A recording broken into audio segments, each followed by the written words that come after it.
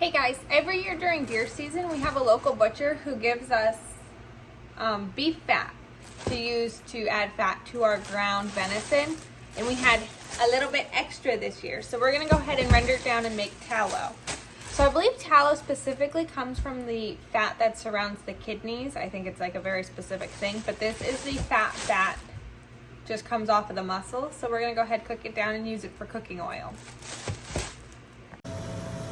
Alright, I switched this back over to my Dutch oven, and it's been going for probably about 2 hours. I definitely still have quite a bit to kind of cook down.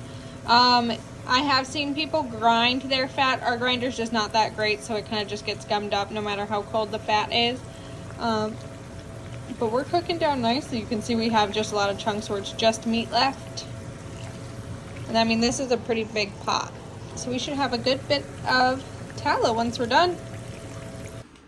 Alright, so I've got my glass mason jar here, and I've just got a funnel and a really fine mesh strainer.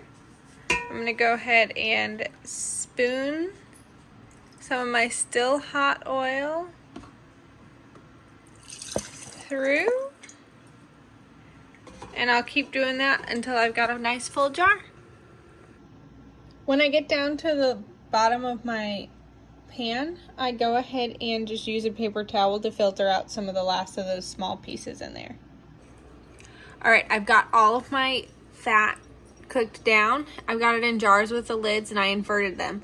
That way any sediment that's left in them, kind of like you can see in this jar, will float down to the bottom, so when you flip it back over, it will be at the top of the jar. And you can scrape it off. Whole lot of beautiful fat there.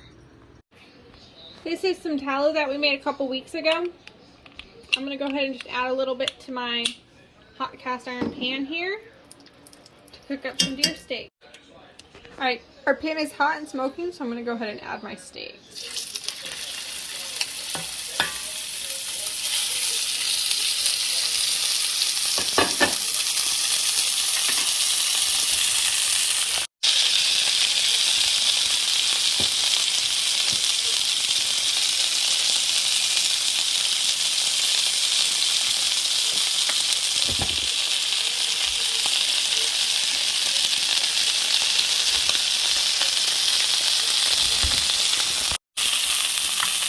We've started to develop a nice crust, so we're going to go ahead and flip these, and then I'm going to add some butter to the pan.